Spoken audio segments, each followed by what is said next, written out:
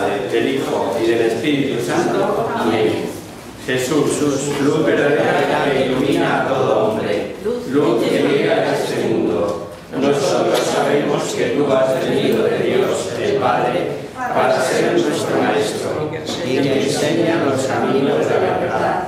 Las palabras que oímos de ti son espíritu y son vida, pero ¿quién es digno de abrir el libro rompiendo el sello? Tú solo. Tú que diste tu vida por nosotros y nos compraste para Dios con tu sangre. Danos a conocer los misterios del reino de Dios y las inagotables riquezas de tu corazón. Descúbrenos los tesoros de la sabiduría y de la ciencia de Dios que en ti se ocultan. Haz que tu palabra penetre en nuestras almas, guíe con luz nuestros pasos, ilumine nuestra senda, hasta que amanezca el día y se disipen las tinieblas. Tú que vives y reinas por los siglos de los siglos. Amén.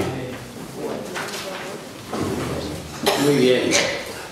Pues bienvenidos de nuevo a este encuentro con esta teología de andar por casa, que yo le llamo maravillosa, de San Pablo, tan en sintonía en los tiempos actuales con nuestro modo de ser, con nuestro pensar, con nuestro sentir occidental, que raras veces no se le entiende. Hombre, hay unos pasajes que son más fáciles y otros más difíciles de interpretar, pero en general a San Pablo se le entiende muy bien.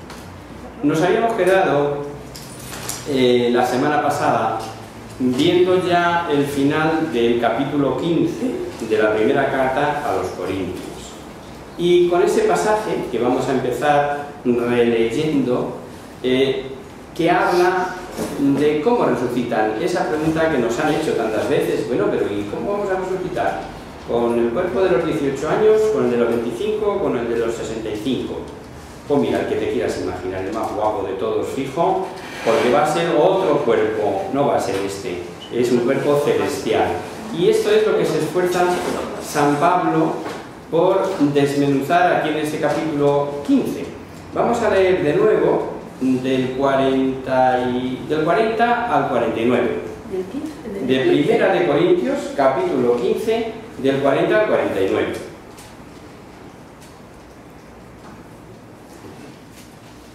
Hay cuerpos celestes y cuerpos terrestres, pero uno es el resplandor de los cuerpos celestes y otro el de los terrestres. Uno es el resplandor del sol, otro el de la luna y otro el de las estrellas. Incluso cada estrella tiene un resplandor diferente. Eso mismo pasa con la resurrección de los muertos. Se siembra algo corruptible y resucita incorruptible. Despacito, Carmen. Vamos a ir leyendo, haciendo nuestros estos versículos, esto que estamos leyendo, porque son la respuesta a tantas cuestiones de líos de cabeza que nos hacen o que nos preguntan en más de una ocasión. Sigue, por favor. Se siembra una cosa despreciable y resucita gloriosa. Se siembra una cosa débil y resucita con fuerza. Se siembra un cuerpo animal y resucita un cuerpo espiritual. Si hay cuerpo animal, lo hay también espiritual. La Escritura dice: Adán, el primer hombre, fue creado un ser viviente. El último Adán, como espíritu que da vida. Pero lo primero no es lo espiritual, sino lo animal. Después lo espiritual. El primer hombre sacado de la tierra es terrestre, el segundo por el contrario del cielo. Como el terrestre, así son los terrestres. Como el celeste, así son los celestes. Y así como llevamos la imagen del terrestre, llevaremos también la del celeste. Perfecto, hasta ahí. Vamos a intentar explicar un poquito, a ver si puede ayudar lo siguiente. Primero, sobre si sería o no posible el mismo cuerpo, tenemos que tener en cuenta que nuestras células, las células humanas de nuestro cuerpo, se desarrollan, crecen y cambian, pero continuamente, de forma que el yo de hoy es completamente diferente en ese sentido al yo de hace 20, 15 o 30 años. Nuestras células, mis células, ya han cambiado respecto de cuando comenzamos a argumentar hace un par de segundos. Las células de mi piel, más externas, si fuera visible, y lo es científicamente hablando, verlo, ha desaparecido una para aparecer otra. Pero yo soy el mismo. Yo sigo siendo Adolfo. Y eso es lo importante. Se dice como posible, no el que sea así, sino que a nosotros, desde el punto de vista físico, tampoco nos repugnaría en absoluto. Seguimos leyendo.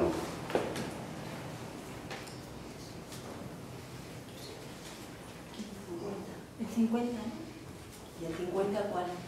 Pero, Hasta el 3, 53, por ejemplo.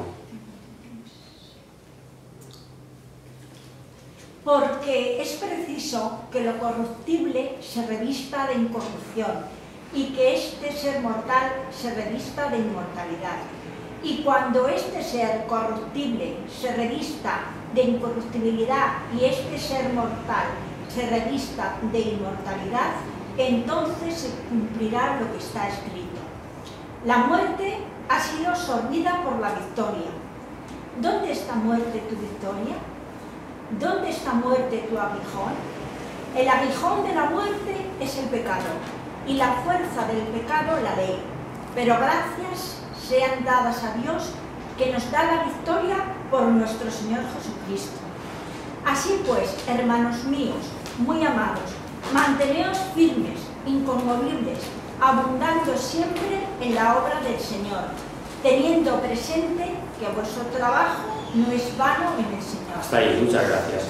Dios es autor de las leyes que rigen toda la naturaleza. No le costaría a la ley del desgaste dar marcha atrás, y lo que fue variando hacia atrás, hacia adelante, y lo que fue hacia adelante, fuese hacia atrás. Todos hemos visto funcionar la moviola y hemos observado imágenes de atrás adelante y nos podemos hacer una idea de esto que os estoy explicando. Segundo, no es necesario llegar a suponer lo que se ha puesto como posible a Dios, por cuanto San Pablo revela que nuestros cuerpos serán transformados. Ni les cuenta el tiempo que no existe, ni les cuenta el volumen, ni el espacio que no existe. Son cuerpos para la eternidad, para toda la eternidad. Y tercero, gozan de las cualidades de los cuerpos transformados, cuerpos espirituales que como son, o sea, sabemos lo que son por Jesucristo, ¿no? Solo tenemos ese ejemplo. Las cualidades de un cuerpo glorioso son, y lo veíamos de pequeños en el catecismo, impasibilidad, claridad, agilidad y sutileza. Todo lo entendemos, yo creo que no hay que abundar en eso, pero se puede hacer presente en esta habitación sin abrir las puertas, atravesando las paredes, como ocurrió en el cenáculo. Se puede trasladar de un sitio a otro como el pensamiento. Ese famoso don de la bilocación que hemos oído de santos, santazos de peana, es lo habitual, el poder estar en más de un sitio a la vez, etc. Es un cuerpo glorioso, es un cuerpo transformado, y a eso, queridos amigos, hemos sido llamados. Hay un versículo que puede resultar equívoca o de difícil interpretación, cuando dice San Pablo que no todos dormiremos, pero todos seremos transformados. ¿Qué quiere decir con eso San Pablo? Pues quiere decir que, o al menos algunos códices, hablan de que todos resucitaremos, pero no todos seremos transformados. Esto no es muy exacto. En ese caso se refería precisamente a los réprobos. Pero al ser más correcta la traducción de no todos dormiremos, que es la que normalmente encontramos en nuestras Biblias, pero todos seremos transformados, seguimos sin saber cómo será esa transformación. Pero hay que tenerlo en cuenta. Y puede ser que en el último día, y además esto no carecería de lógica, los muertos y los últimos, sin necesidad de morir, pues el tiempo se acabó, sean transformados. No iría contra el decreto divino de que todo hombre ha de morir, por una razón muy sencilla, porque las excepciones confirman las reglas. Y no olvidemos que estaremos hablando del final de la vida. De todas formas, lo importante para San Pablo es asegurar que todos seremos transformados. Ya hayamos muerto, ya sean los últimos mueran o no, lo importante es la transformación, no el hecho de morir o no morir en el último día al que hace alusión ahí San Pablo. El último versículo, el que hemos leído, el 58, es consolador, o por lo menos para mí me lo parece, es tremendamente consolador. Vamos a releerlo. Relee el versículo 58. Así pues, hermanos míos, muy amados, manteneos firmes, inconmovibles, abundando siempre en la obra del Señor, teniendo presente que vuestro trabajo no es vano. No es vano en el Señor. Cualquier cosita que hagamos, que creamos que nadie la ha visto, que no tiene importancia, que no me lo han reconocido, que no me han dicho, que no sé qué, olvidaros. Cualquier cosa, manteniéndonos firmes e inconmovibles, progresando en la obra del Señor, que al fin y al cabo es dar respuesta a nuestra fe, es amar más cada día, amar a nuestros hermanos, al prójimo y a Dios. No es vano. Es decir, que todo es aprovechable, perdón. En el capítulo siguiente vamos a ver que habla de una colecta y observaremos una vez más esta cualidad paulina que os decía al principio, con la claridad con que se expresa. Vamos a leer primero el pasaje. De ahora capítulo 16, del 1 al 4. Cuando a la colecta en favor de los santos haréis según lo que dispuse en las iglesias de Galacia. El día primero de la semana, cada uno ponga aparte en su casa lo que bien le pareciere, de modo que no hagan las colectas cuando yo vaya. Y cuando llegue yo, aquellos que tengáis a bien, los enviaré yo con cartas para llevar vuestro obsequio a Jerusalén. Y si pareciese bien que también vaya yo, irán conmigo. También iría yo. Si hace falta que yo vaya, iré. O iremos juntos, que no pasa nada. Lo primero que vemos, con motivo de la colecta que pide San Pablo, es que la liturgia la celebraban el primer día de la semana. Ya explicamos anteriormente que ese día para los cristianos es el domingo. Y no es de extrañar. El sábado pertenece a la antigua alianza, Cristo resucitó el domingo, y este domingo es el día sagrado que se hace en recuerdo de la resurrección del Señor, por tanto, el primero de la semana. Lo segundo es, y ya quedó apuntado en la explicación anterior, el término santos, que utiliza Pablo frecuentemente. Sabemos que se refiere a todo cristiano, a todo bautizado. Y lo tercero es que se pide para la Iglesia Madre, para la Iglesia de Jerusalén. Y lo cuarto es que pide atención, y esto es importante, según las posibilidades de cada uno, con absoluta libertad. Hasta aquí llego, hasta aquí llego. Es que me he quedado 3 euros para el café con churros por la mañana porque me gusta. Bendito sea Dios, tómate tu café con churros, que no pasa absolutamente nada. Da lo que buenamente puedas dar, según las posibilidades de cada uno. Y por último, quiere San Pablo prevenir, y esto es muy paulino, muy de él, cualquier posible crítica, y advierte que enviará a otros a llevar la colecta, y que no me vean que yo esto lo hago por pringarme en nada. Si coincide que voy y me acompañan, vamos juntos. No creo que se pueda decir más ni más claro en unos versículos. Vamos a seguir leyendo. Nos habíamos quedado en el 4, ahora leemos del 5 al 12. Otra voz. Yo iré hacia vosotros después de atravesar Macedonia, pues tengo el propósito de pasar por Macedonia, y podrá ser que me detuviese entre vosotros y aún que pasara ahí el invierno, para que luego me encaminéis a donde fuere. No quiero ahora veros de paso, espero más bien permanecer algún tiempo entre vosotros, si el Señor lo permitiere. Me quedaré en Éfeso hasta Pentecostés, porque se me ha abierto una puerta grande y eficiente, aunque hay muchos adversarios. Sigue. Si llega Timoteo ahí, mirad que no se sienta acobardado entre vosotros, porque trabaja en la obra del Señor igual que yo. Que nadie pues le tenga poco, caminad en paz para que venga a mí, pues le espero con los hermanos. Cuanto al hermano Apolo, mucho le encarecí que se llegara a vosotros con los hermanos, pero no quiso en modo alguno ir ahora, irá cuando tenga oportunidad. Irá cuando tenga oportunidad. Estos versículos tienen muchísima importancia por cuanto nos facilitan fecha y circunstancias en que fue escrita la carta. Hemos visto en el versículo 19 que escribe desde Éfeso. Lo primero que yo os decía cuando empezábamos esta carta, ¿verdad? A los Corintios. Escribe desde enfrente, desde el otro lado del mar, desde Éfeso.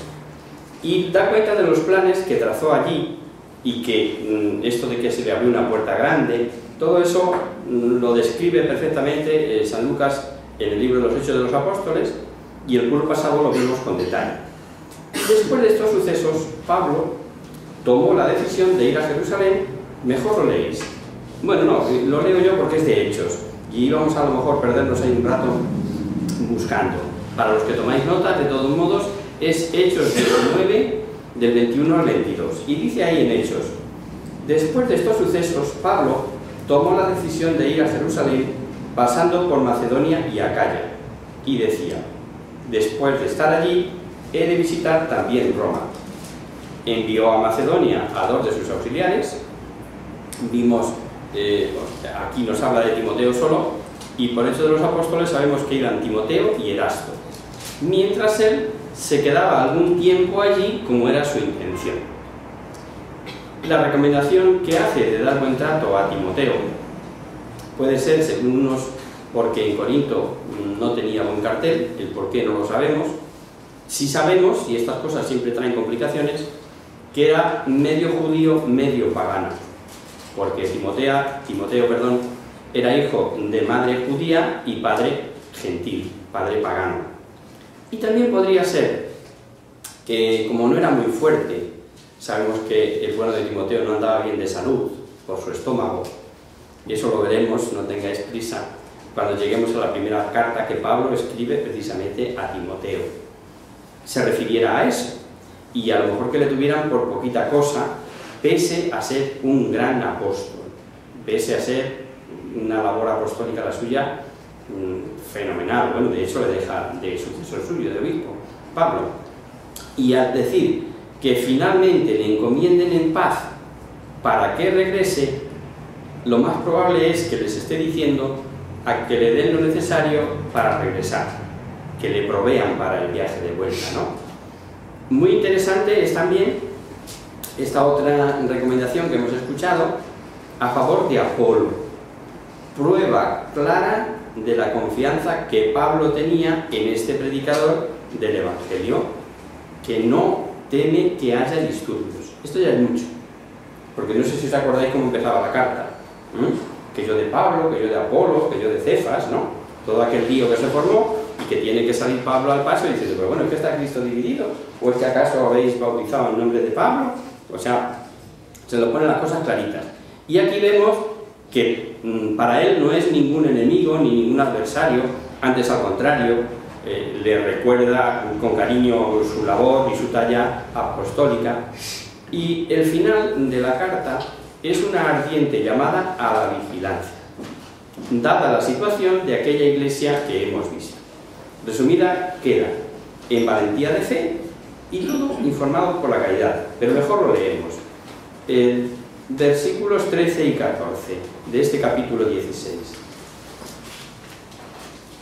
Velad y estad firmes en la fe, obrando varonilmente y mostrándoos fuertes, que todas vuestras obras sean hechas en caridad. Perfecto.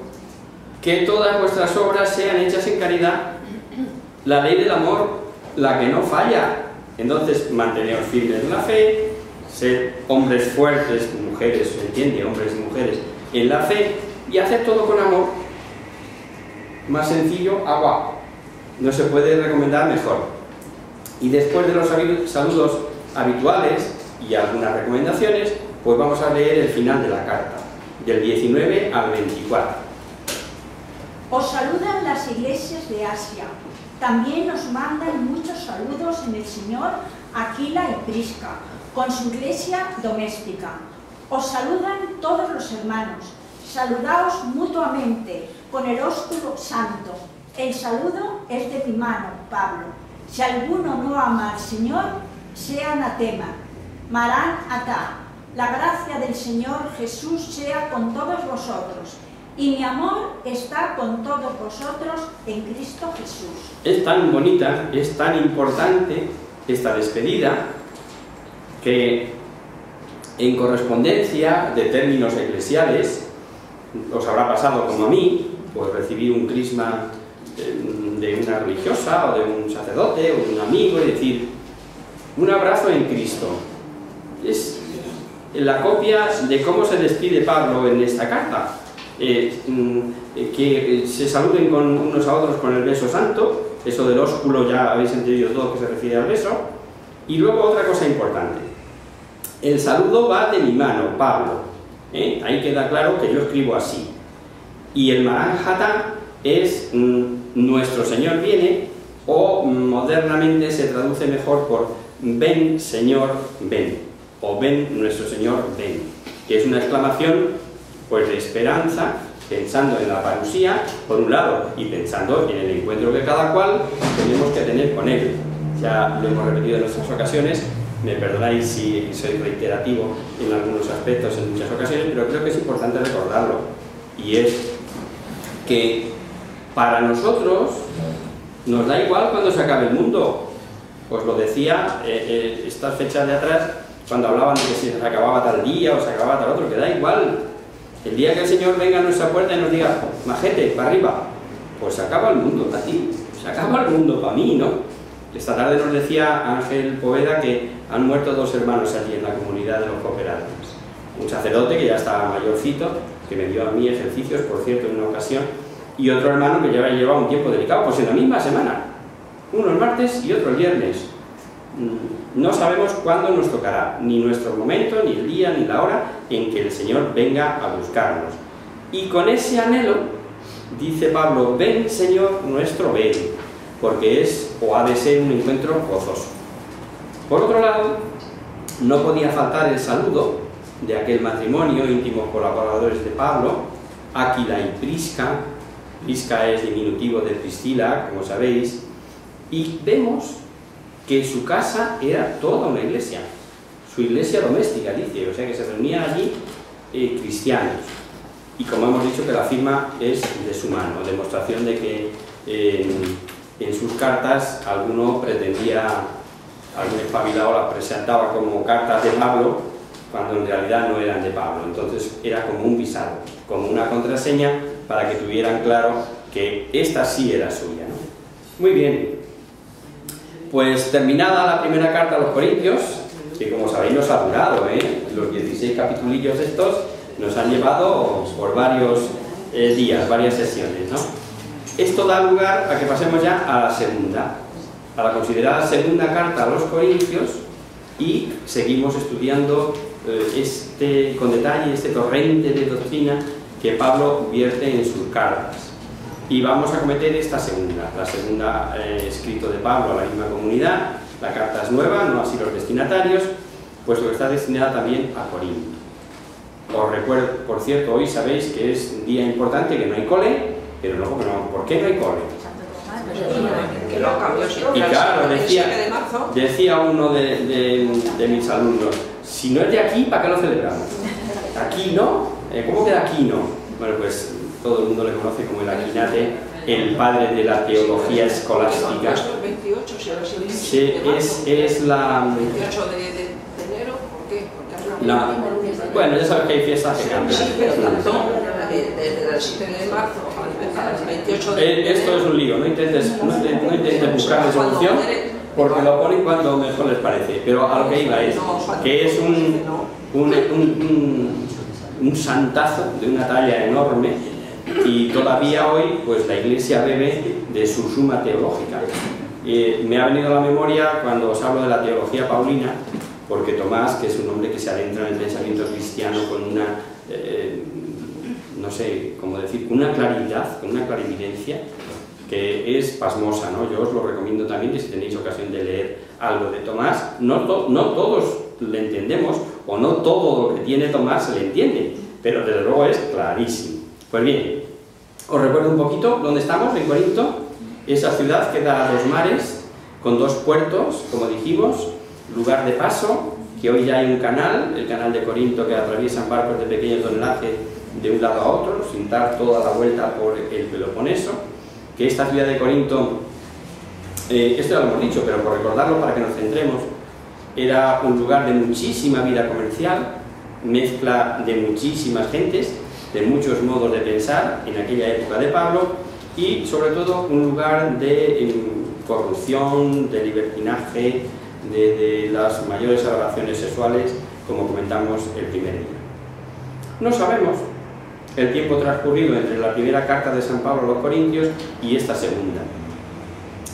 El padre García Figar cree que la primera carta surtió su efecto y que los díscolos cristianos, pleiteístas y carentes de moral, se habían corregido y que no faltaron nuevos problemas. Entonces el apóstol envía a Timoteo primero y luego a Tito para ser informado de la marcha de aquella iglesia. Le traen buenas noticias y tras ellas es cuando escribe esta segunda carta.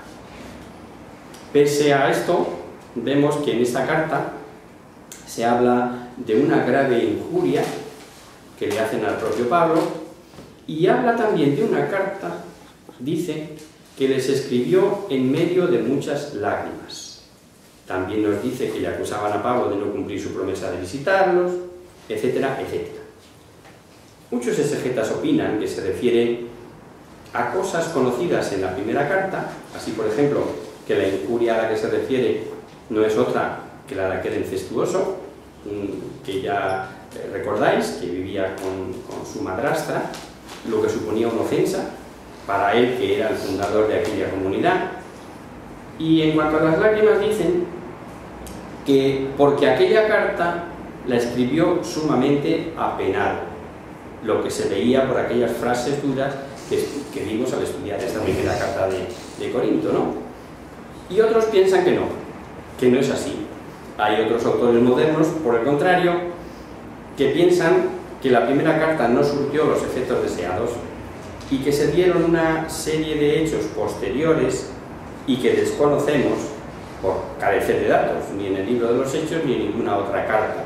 Porque ya sabéis que cuando es obligación, además, nuestra hacerlo así, no se puede estudiar la escritura ahí, o sea, ni leer la Biblia de Génesis a Apocalipsis como el que coge una novela, por muy bonita que sea, ¿no? No se puede leer la Biblia en sí. Y unos pasajes aclaran otros, y el Antiguo Testamento proyecta el Nuevo y el Nuevo da cumplimiento al Antiguo, y hay, o sea, todo un conjunto de reglas que ya conocemos. Obligación nuestra sería concordar textos y ver de qué se trata. En este caso carecemos de datos. Ni encontramos en los Hechos, ni en otras cartas, razones que avalen el porqué. Lo más probable es que hubo sus más y sus menos en esta comunidad. Y eso sí lo vemos claro, por el contexto. Por intervención de ciertos pseudoapóstoles, o dicho de otra manera, que se las daban de apóstoles sin serlos, llegados de fuera. Leeremos frases como esta: que no es hombre de probada virtud el que a sí mismo se acredita, sino el que Dios acredita. O porque esos tales son unos falsos apóstoles, unos operarios engañosos. Esto nos lo vamos a encontrar en la carta. Así pues, Pablo decidió ir a Corinto en rápida visita y encontró allí mucha oposición. Y parece ser que hasta se le insultó públicamente. Se le insultó públicamente, como digo, ocasionando escándalo a la comunidad sin que se mostrara ninguna diligencia en castigar al culpable. No debió creer prudente castigar con dureza y partió de nuevo para Éfeso, no sin antes prometer nueva visita que luego no pudo realizar, razón por la que le acusaban, y en cambio les envió esta posible carta perdida de la que se dice escrita con lágrimas. En fin, ahí andan los especialistas, intentando analizar que sea por los motivos, que sea, es una carta que según los profesores de Salamanca revela más al vivo la grandeza del alma de San Pablo en lo que tiene de humano y de sobrenatural a la vez. Pero a Pablo hay algo que le preocupa, y es que no tiene más remedio que defender su verdadero mandato para el apostolado, el ser elegido para apóstol por el propio Cristo, y ahí da rienda suelta a sus sentimientos, sin olvidar que todo está girando sobre la defensa de su ministerio apostólico. Es por esta razón una carta interesante y útil para todo cristiano, pero más especialmente para los pastores de almas, obviamente, los que tienen el ministerio específico de enseñar dentro de la Iglesia, porque además tiene su importancia. Y como la idea central es su ministerio y Pablo no quiere prejuicios, a veces puede extrañar el celo en explicar su proceder, sobre todo cuando se refiere a sus adversarios o cuando exhorta a los fieles que vivan en plenitud de su cristianismo. San Pablo obra como auténtico apóstol de Jesucristo. Asume toda dificultad y toda gloria sin prejuicio de uno o vanagloria del otro. ¿Cuándo es esta carta? ¿De qué fecha, más o menos? ¿O dónde la datamos? Pues hacia finales del año 57. Por el saludo, en general el normal, sabemos que no va solo dirigida a los fieles de Corinto, sino a otros grupos de cristianos que se habrían formado por toda la provincia romana de Acaya. ¿Os sabéis? ¿Os acordáis? Veíais en el mapa el canal de Corinto para abajo, eso es la península de Acaya, ¿no? Pues, pero su centro era Corinto. Leamos. Vamos a leer los dos primeros versículos del capítulo 1. Pablo, por la voluntad de Dios, apóstol de Jesucristo, y el hermano Timoteo, a la iglesia de Dios en Corinto, con todos los santos de toda la Acaya, sea con vosotros la gracia y la paz de parte de Dios, nuestro Padre, y del Señor Jesucristo. Y del Señor Jesucristo. Veréis que en el saludo asocia a Timoteo, su gran colaborador, quien le ayudó a la formación de aquella iglesia, por lo que era bien conocido de los corintios, y estas comunidades son llamadas iglesias o comunidades, aunque todas sean una sola iglesia, con mayúscula, la iglesia de Dios. Estén aquí, estén allá, se entiende por tanto que se dirija a ellos, a la iglesia de Dios que está en Corinto, la iglesia de Dios que está en Sagasta 28, en Fe Católica. Iglesia, pequeña comunidad dentro de la iglesia, igual cuando hablamos de parroquias o de otros organismos o otras entidades dentro de la iglesia.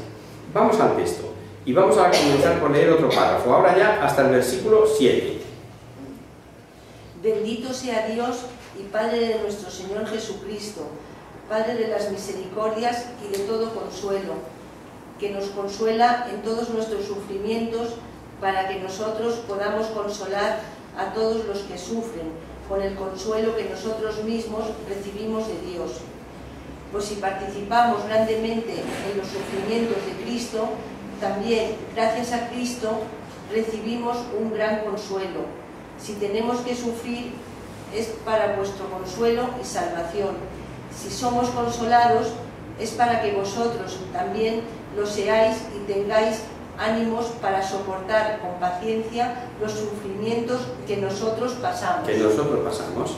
Pablo da por hecho una verdad que ningún humano podemos negar, por mucha apariencia contraria que algunos quieran disimular.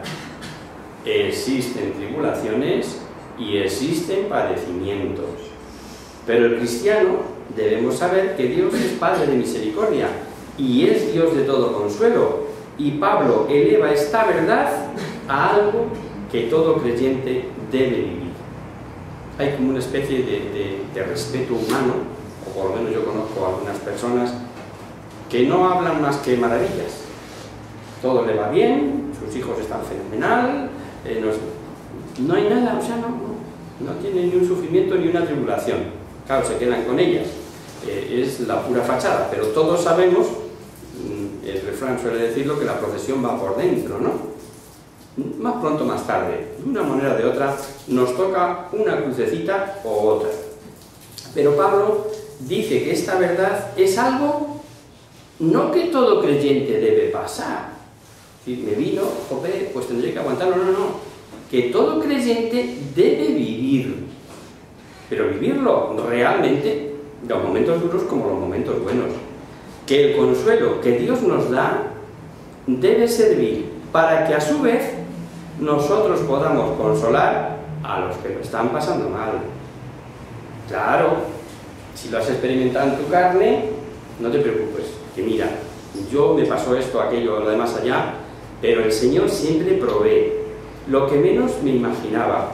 Gracias, lo puse en manos del Señor y mira, luego pasó esto. Eso es lo que dice Pablo. Lo eleva a categoría sobrenatural. Ya sabemos que la consolación no quita el sufrimiento, pero tanto como abunda el sufrimiento, abunda la consolación en el cristiano, ojo, que sintoniza con Cristo, que coge la emisora de Cristo. ¿Será por eso por lo que se ha dicho que la cruz de los santos es no encontrar cruz? Pues seguro. El hecho de ser atribulado o el de ser consolado es, como otras cosas, de bien para todos. Es firme nuestra esperanza respecto de vosotros, pues vosotros, que como sois solidarios con nosotros en los sufrimientos, nos ha dicho, así lo seréis en la consolación. Esto lo vamos a ver en más de una carta. A los romanos, por ejemplo, les dirá algo que a mí me caló muy hondo de pequeñito, y estando yo estudiando en Burgos, y que a lo mejor lo habéis experimentado seguramente igual que yo o mejor que yo. Dice la carta a los romanos que el Señor hace concurrir todas las cosas para el bien de los que le aman, para los que les buscan sinceramente. Ya llegaremos a ello, cuando lleguemos a la carta a los romanos. Pero claro, esto es cuestión de fe. O me lo creo o no me lo creo. O sea, ¿esto es para mi bien? ¿Qué me dices? ¿Que es para mi bien? ¿Tú buscas sinceramente al Señor? Pues estate convencido de que lo es. Desconocemos, ya vuelvo a la carta, pues yo a veces hago unos paréntesis muy grandes, perdonadme. Desconocemos a qué grave tribulación fue sometido el apóstol, o qué le sobrevino al apóstol, a Pablo, en Asia. Pero que fue grave no cabe duda, por cuanto le hizo pensar que no saldría con vida, y que sirvió una vez más para no confiar en sí mismo y estar seguro de que Dios lo puede todo, incluso resucitar muertos. Y ves como Pablo cree esto, que él dirá, que todo ocurre para nuestro bien, para su bien. Vamos a leerlo, del 8 al 10, de la segunda de Corintios, capítulo 1. No queremos, hermanos, que ignoréis la tribulación que nos sobrevino en Asia, pues fue muy sobre nuestras fuerzas, tanto que desesperábamos ya de salir con vida. Aún más, temimos como cierta la sentencia de muerte, para que no confiásemos en nosotros mismos, sino en Dios que resucita a los muertos, que nos sacó de tan mortal peligro y nos sacará. En Él tenemos puesta la esperanza de que seguirá sacándonos. Que nos seguirá sacando, que nos seguirá librando. No faltan quienes opinan que la gravedad del asunto fue la terrible situación por la que atravesó en Éfeso, en la que se salvó de purito milagro cuando el motín de las turbas manejadas por los orfebres, grande la Artemisa de los Efesios, grande la Artemisa de los Efesios, como se les acababa, ya llegaremos a la carta también de los Efesios. Se les acababa el negociete, pues fueron a por Pablo, pero con idea de cepillárselo, ¿no? Y otros piensan en que pudo ser un agravarse esa enfermedad que sabemos que padecía Pablo. Ya hablaremos de ello en el capítulo 7 de esta misma carta y con más detalle en la carta a los Gálatas. Pero con certeza nada sabemos. Tantas cosas graves pasaría Pablo. Pablo tenía que deshacer calumnias y este texto es como una preparación. Su palabra y enseñanzas por escrito son conocidas y no contienen doblez ninguna. y confía en que así las tomen hasta el fin.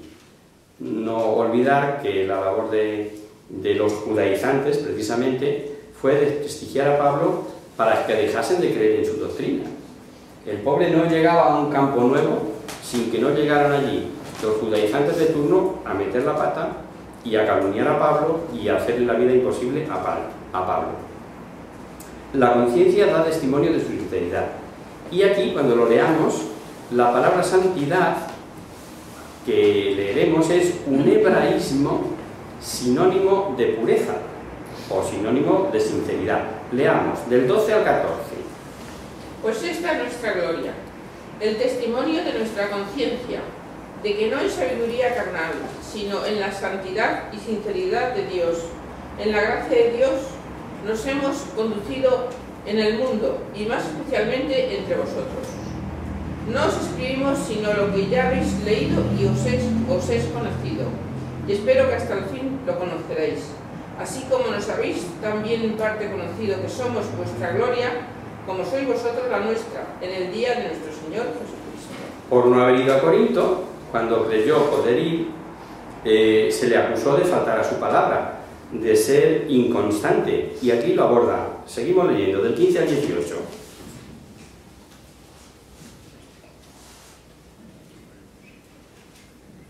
En esta confianza quise ir primero a veros, para que tuvieseis una segunda gracia, y pasando por vosotros, ir a Macedonia, y de nuevo desde Macedonia volver por ahí, y ser por vosotros encaminado hacia Judea.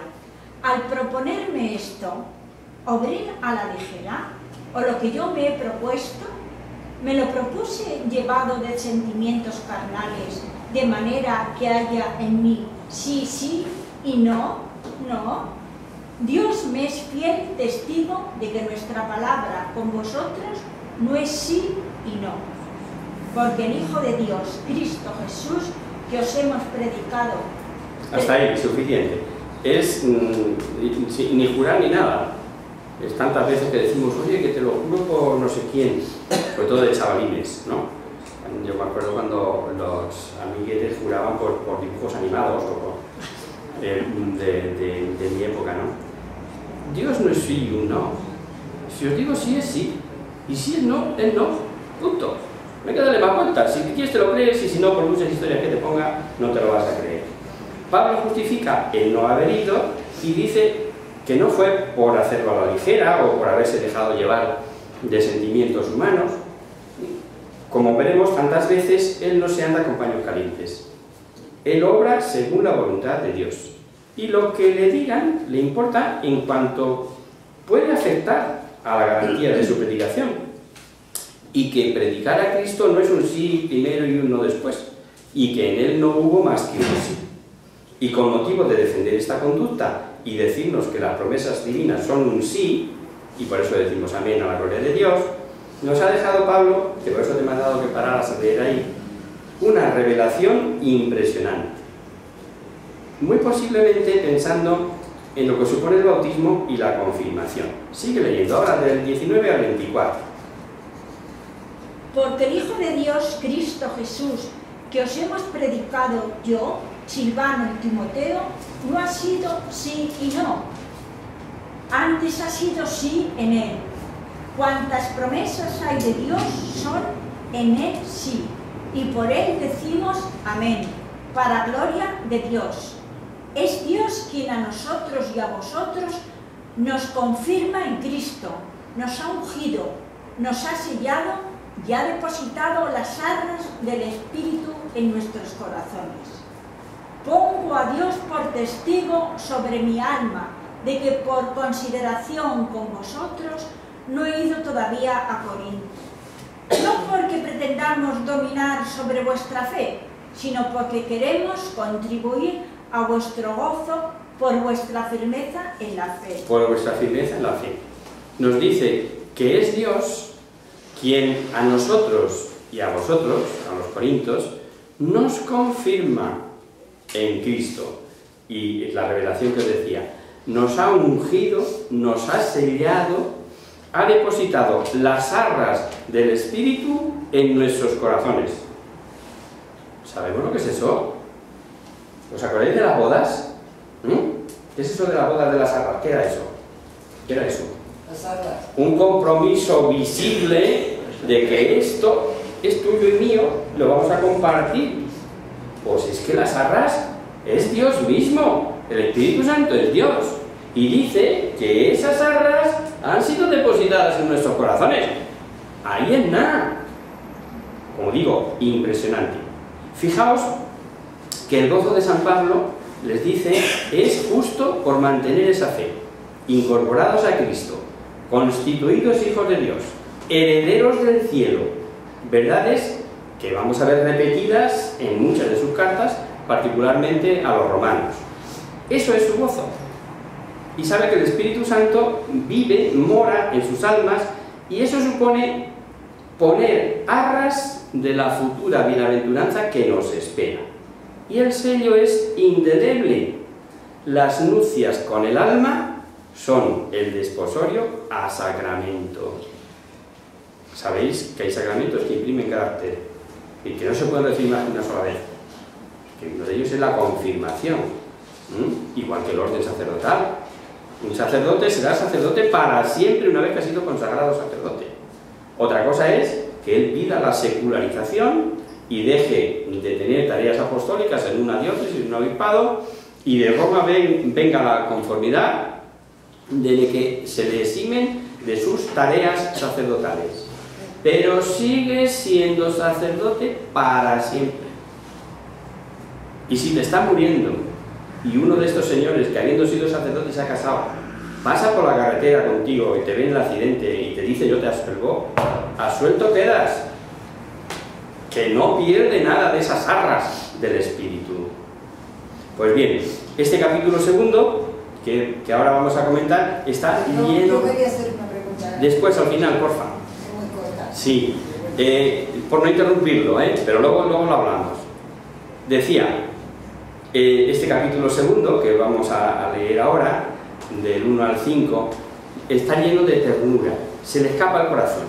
Dice, si yo os entristezco, ¿quién podrá alegrarme sino el que me ha entristecido? Mejor leemos, del 1 al 5, de este capítulo 2. He hecho propósito de no ir otra vez a vosotros en tristeza, porque si yo os contristo, ¿quién va a ser el que a mí me alegre, sino aquel que se contrista por mi causa?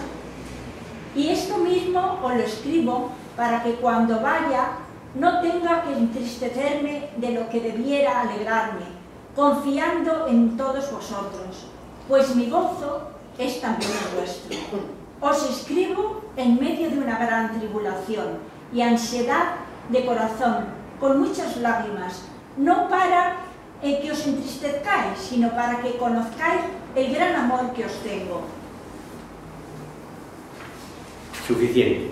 Pide perdón, decíamos, para el ofensor de la posible injuria, y un detalle sobresaliente es que Pablo antepone a su perdón el perdón de toda la comunidad.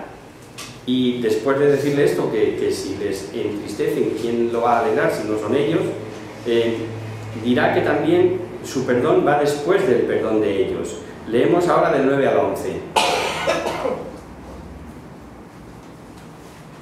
Con este fin os escribí, para conocer y probar si sois obedientes en todo. Al que perdonáis, yo también lo perdono. Yo también le perdono. Sigue. Lo que yo perdono, si es que tengo algo que perdonar, lo perdono por amor a vosotros y en la presencia de Cristo, para que Satanás no se aproveche de todo, pues no ignoramos sus astucias. No era tonto San Pablo, ¿no? Y sabía que el enemigo, que el maligno, siempre que puede, anda metiendo la pata. Y una de las lecciones más prácticas que podemos tomar es esta de que, hablando de ofensas y perdones, dice, para no ser víctimas, ya que no ignoramos sus propósitos. ¿Cuántos cristianos, cuando se dejan llevar de la ira o cuando no perdonan, son conscientes de que son víctimas del maligno? Nos cuesta perdonar, pero no decirlo con la boca, que eso sí suele brotar de los labios enseguida, sino obrar en todo como si no hubiera existido ofensa. Eso es lo que se llama perdonar de corazón. borrón y cuenta nueva. Si te perdono, te perdono. No vamos a andar ahí con las medias tintas de esas que conocemos ya todo el mundo.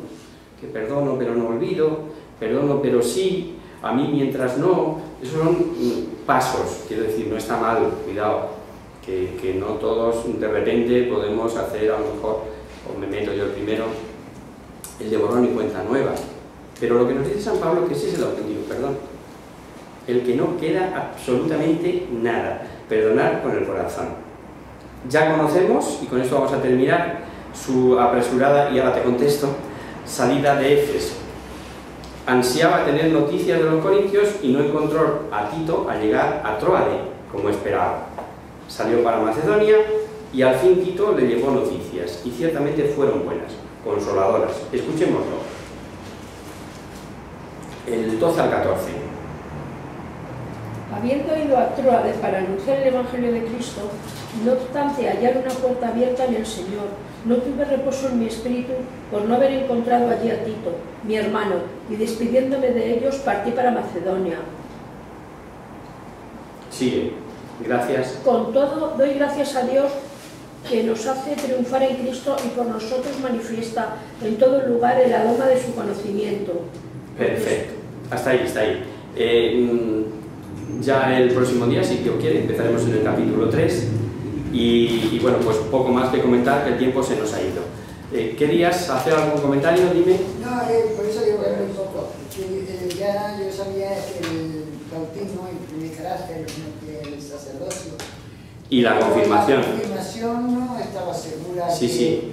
Que también... Una sola confirmación. No se puede confirmar uno más que una vez porque es de lo que imprime carácter. Es un sello indeleble. Esto es. No, la unción de enfermo se puede recibir muchísimas veces. La comunión y las excepciones son los que no imprimen carácter. En absoluto. Y la confesión también se puede recibir. Claro, y la comunión igual. Son 3 nada más. Bautismo, confirmación y orden sacerdotal. Venga, pues rezamos a la Virgen y nos vamos.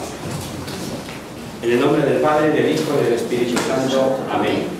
Virgen, bella como la luna, leticia del cielo, en cuyo rostro se miran los santos y se contemplan los ángeles.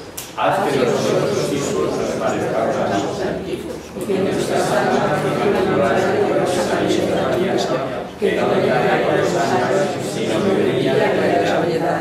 María, sol del cielo, despierta la vida militaria muerte, e ilumina los espíritus en que haya tinieblas. Concédenos un misterio de luz y tu fervor. María, gloriosa como un ejército, concédenos nuestra gloria. Somos tan débiles y nuestro enemigo se ensoberbece con tantos estragos, mas con tu bandera nos sentimos seguros de vencerlo.